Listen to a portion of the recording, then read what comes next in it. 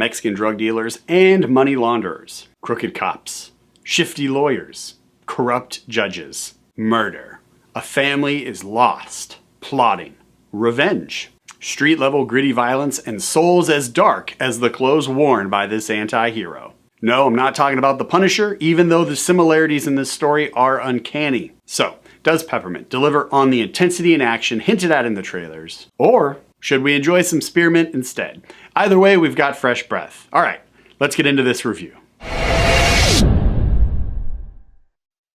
Jennifer Garner is back in the action leading lady role, delivering a performance that far exceeds what we got from her as Elektra. She brings believable hurt and determination similar to what we get from Keanu Reeves in the John Wick franchise. It's clear that she decided to really deep dive into this character to deliver an action movie performance that I was not expecting at all and was pleasantly surprised by. She could easily spin this movie into a brand new action franchise. However, in this particular story, I was very disappointed at times at the lack of creativity used to tell the story and to build her character.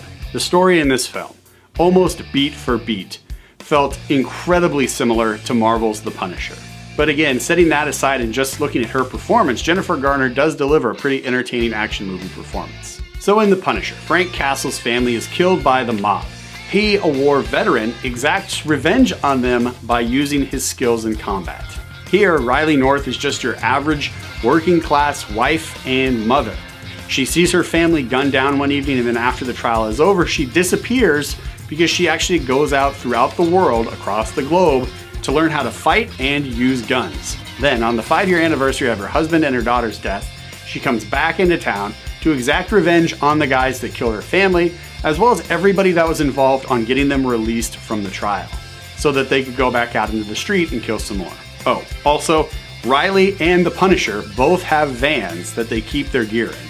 So you can kind of start to see how the similarities are really stacking up between these two stories. Overall, despite the similarities between the Punisher and this story, I thought the action scenes did look pretty good. And truth be told, in this story, I could have used more explosives or grenades to kind of balance out some of the action so it wasn't just guns, fists, and knives. If Riley can find and steal assault rifles, steal some grenades too, lady. I'm just saying, blow some stuff up. I'm not saying we need super slow-mo spin shots of her lobbing grenades into buildings or cars, making this feel like a Michael Bay movie, but I am saying that every now and again, a good kaboom is kind of fun, and it really pumps up the action and the enjoyment factor for me personally in these types of films. It's an action movie, so go ahead and celebrate that and take that action up a notch. The additional characters in this film all added to the world that this story takes place in as well. And what I really appreciated about this story is how we don't waste any time getting to know these characters who may or may not be on screen for that long. We get enough of their story to understand who they are, their motivations, what part they serve in this story, and that was fine for me. That was actually a highlight. I don't necessarily always care to know why bad guys do bad things in these stories when it's a woman on a mission tale. Give me the woman on a mission tale, and I'm happy to report this film did exactly that.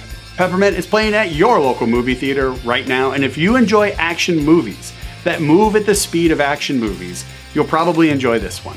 The action scenes in this movie all look pretty great, and again, all of the characters in it, you understand why they're doing what they're doing and kind of how it all fits together into this story to build out this world that again could lead into an action movie franchise. There are some plot holes in this story because it's not a perfect movie, and again, it does feel very, very similar to The Punisher, but Jennifer Garner delivers a really great action performance that again, could easily spin this into an action movie franchise. So because of that, Peppermint is getting at least one high five from this guy.